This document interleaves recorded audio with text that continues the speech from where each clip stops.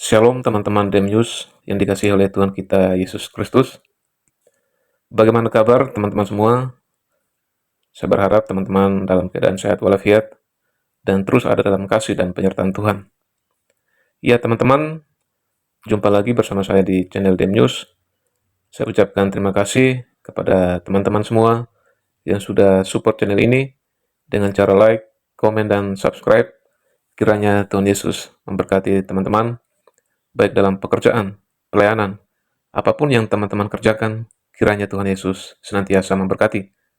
Teman-teman yang terkasih dalam Tuhan Yesus Kristus, dalam video kali ini kita akan menyaksikan kuasa Tuhan terjadi luar biasa di negara Iran, di mana ada jutaan orang yang murtad, yang percaya kepada Kristus sebagai Tuhan dan Juru Selamat mereka. Untuk lebih lengkapnya, mari kita sama-sama saksikan video-video berikut ini. Semoga melalui ini boleh memberkati kita, dan kita terus semangat untuk menjadi saksi Kristus dimanapun kita berada. Mari kita sama-sama saksikan setelah yang satu ini. Tuhan Yesus memberkati.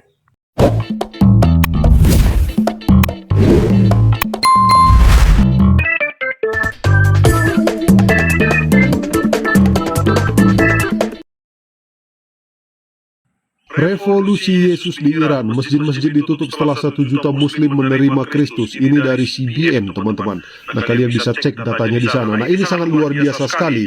Banyak yang menggempar-gemporkan 25 Desember hari mualaf. Ternyata kegerakan besar terjadi di kalangan umat manusia. Bagaimana orang berbondong-bondong menjadi Kristen ataupun mengikuti Yesus Kristus, teman-teman.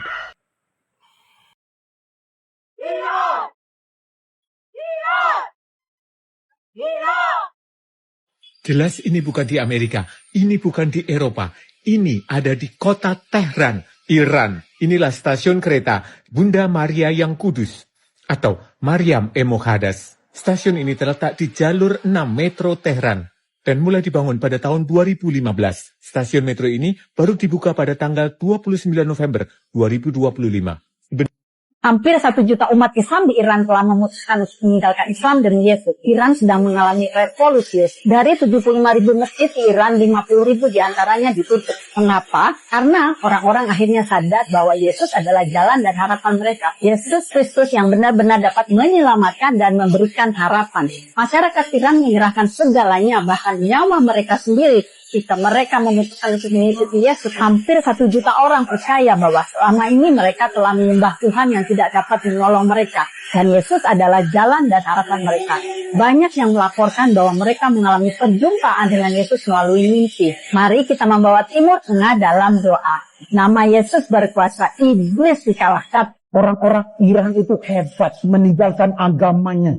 Berani ngomong di berbagai media, di level internasional. Ada kemarin itu orang Iran yang mantan muslim memenangkan pertandingan MMA kalau nggak salah saya. Dan dia berkata, kalau engkau mau mendapatkan kebenaran yang sejati, Yesus Kristus adalah Tuhan dan Juru Selamat. Itu di internasional. I need to dedicate this fight. My people in Iran, I know you're struggling. I know you're fighting for freedom. I know it's a tough struggle. I want you guys to know we're praying for you and we love you. Let me tell you one more thing. This might be the most important thing you'll ever hear. There is true freedom. A freedom that no one can take from you in the name of Jesus Christ, the Son of God. Don't ever forget that. If you remember one thing I say, remember that. Pertumbuhan gereja bawah tanah di Iran mencapai 20% per tahun. Joining us now is Lana Silk. She's CEO of the ministry Transform Iran. Lana, thanks for being with us. Let's talk about the underground church in Iran. How fast is it growing? It's growing incredibly fast. Some would say it's the fastest growing church in the world. I've heard figures such as 20% growth rate per year. What we do know is that it's growing and it's healthy. And Iranians are looking for an alternative because at their heart, Iranians are not secular people. They are spiritual people. They believe in God. They believe in a creator and they want relationship with him. They've tried it with Islam. They've seen what it's done to their lives and they're looking for something better and they're finding Jesus. Well, we know, of course, we've heard rather that reports of thousands of mosques are closing.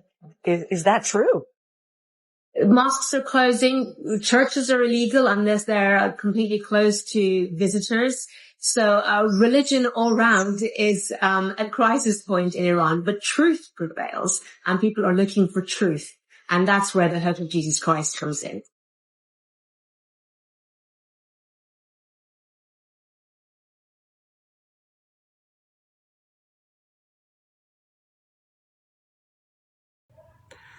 Ya, ini merupakan situasi yang terjadi di negara Iran ya, di mana mereka mengibarkan bendera Iran, bahkan juga ada spanduk yang bergambarkan salib. Wow, luar biasa. Kegerakan terjadi di Iran. Banyak sekali yang percaya kepada Kristus sebagai Tuhan dan Juru Selamat mereka. Wow, luar biasa. Tuhan Yesus dahsyat. Ya, teman-teman, ini merupakan kesaksian dari salah satu orang yang murtad di Iran. Ini salah satu dari jutaan orang yang menyampaikan kesaksiannya ketika dia percaya kepada Yesus Kristus sebagai Tuhan dan Juru Selamatnya. Mari kita sama-sama dengarkan kesaksiannya ini yang luar biasa. Ini dia kesaksiannya. Hello, my name is Mohammad Faridi. I'm Iranian. I was born in city of Tehran into a devout Muslim family. My mom was a devout Muslim, and she mandated us to follow Islam and to fulfill the Sharia of Islam. Even though we speak Farsi in the country of Iran, we had to learn Arabic in order to speak to the God of Islam. That is the only language accepted by Allah. One day I was praying to Allah, and at the time of my prayer, when I was 7 and 8 years old, and I was praying in Arabic and reciting those prayers, but I did not understand what I was saying. I went to my mom and asked her, "Mom, is this God, the God of Islam? Does he understand Farsi? Can I speak to him in Farsi?" My mom said, "You do not want to be tormented by Allah. A good Muslim only surrenders, only submits." During the month of Ramadan, I fasted 30 days. You do not eat or drink during the whole day. As a Muslim, we do not know what is going to happen to us at the day of judgment. Allah will hold a scale, and in that scale, He put the good deeds on the right hand, the bad deeds on the left hand. With this ritual, I try to score good deeds, that I have more good deeds, but I never knew how much of this would be enough. One day I was in a shrine in the city of Mashhad, and I was praying, but my prayers weren't answered. I went to this Muslim scholar and I asked him, "Sir, how much more of this do I need? Why my prayers are not answered?" And he told me, "Son, you're not worthy enough. You need to do more." And I asked him, "How much more?" He said, "That's up to Allah." After I finished high school, I joined the Revolutionary Army of Iran. At age 19, when I left the army, I had one dream, that I get the opportunity to fight for Islam and die in jihad. I was in a lot of despair, a lot of depression, and I was hopeless, and the only hope I had to die. I contemplated on suicide. I thought I'm going to get rid of myself, but I was afraid, because if as a Muslim you commit suicide, you end up in hell. And one day I called a friend of mine, ironically his name is Rasul, means the apostle, and that day he came to me and he told me that he became a Christian, and he was telling me about the love of God. He was telling me about Jesus. He was beaten, he was bruised, he was crucified, his blood was shed, and he died for your sin that you have everlasting life. When he told me that sentence, he said, "God so loved you that he has given his only begotten son for you and for your sin, that you have everlasting love, that you have eternal life." When he told me that, every lie that Islam till that moment was telling me was exposed in front of my eyes. I was beating myself, I was bruising myself, I was cutting myself, I was shedding my own blood, and ultimately I was going to become the sacrifice for Islam. He told me it was all done in what Jesus has done for you. When he told me that, this message pierced my heart, and I fell down on my knees, and out of desperation, I asked him to pray for me. I said, "I want that," and he prayed for me, and when I opened my eyes, everything in the world got a new color. I could smell something within me came alive.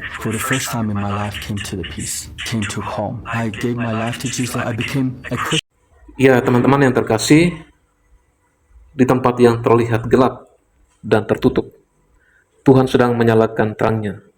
Saat manusia mencoba membungkam kebenaran, Roh Kudus justru bekerja dengan kuasa yang tidak terlihat. Hati yang haus akan kebenaran mulai terbuka, dan jiwa-jiwa menemukan kasih sejati di dalam Tuhan Yesus. Kegerakan ini bukan karena kekuatan manusia, tetapi karena kasih Allah yang tidak bisa dibatasi oleh tembok, aturan, maupun ketakutan.